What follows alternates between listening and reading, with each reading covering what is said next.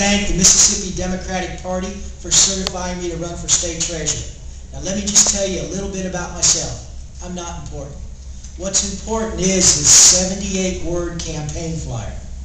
First, lower gasoline prices, build 200 ethanol plants in 200 small towns in Mississippi, and create 8,000 new jobs. The federal government wants 35 billion gallons of alternative fuel in 10 years. We're only doing 6 billion now. Under my plan, that's another 6 billion. It's time to build those plants, flood the area with alternative fuel, and drop the price down to anywhere from $1.21 to $1.35 a gallon, according to the Wall Street Journal. Second, we need to stop charging tax on groceries.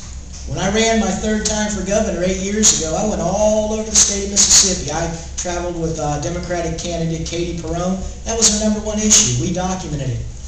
We resurrected that issue from the early 1980s. It can be done. It can be done without raising the price on cigarettes. There's so much frivolous spending in the state of Mississippi.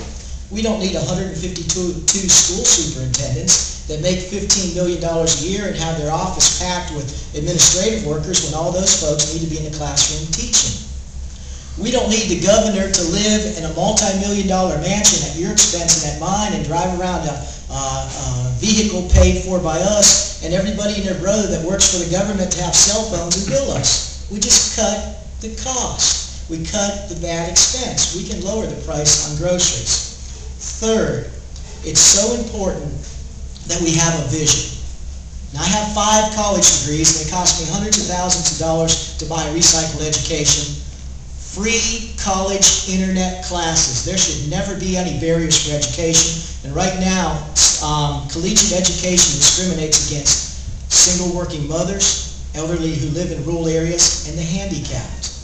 If you want to earn a master's degree, or a PhD, or a JD, or an MD degree, you ought to be able to take classes over the internet on your own at your own pace. Go to a college campus to be tested. If you pass, you get credit for it. If you don't pass, you try again. Free college internet classes. We can have them. I value collegiate education, but why should our students be ripped off when they're buying recycled education? Fourth, equal pay for equal work for women.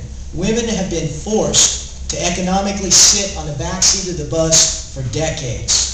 And we need to do something about this. Women only make 74 cents to every dollar men make for the same type of job. That's wrong, wrong, wrong. Fifth, put seat belts on school buses and protect children. If you or I drive down the road without a seat belt, and I think wearing seat belts is a good idea, we're given a warning or we're given a ticket. And if you don't pay your ticket, guess what?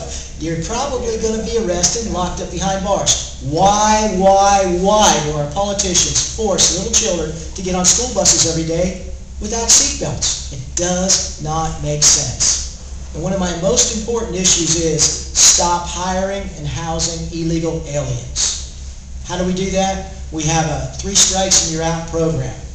If I go to a corporation and they have an illegal alien there, strike 1, they're fined $100,000.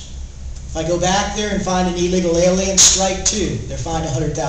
Strike 3, as state treasurer, I put a tax lien against their business and a tax lock on their door. And if you let me shut down 10 or 15 unruly businesses and or landlords throughout Mississippi, I guarantee you, they'll stop hiring and housing illegal aliens. There's a right way to come in this country, and there's a wrong way. And we should not have to pay millions of dollars of our tax money to support illegal aliens.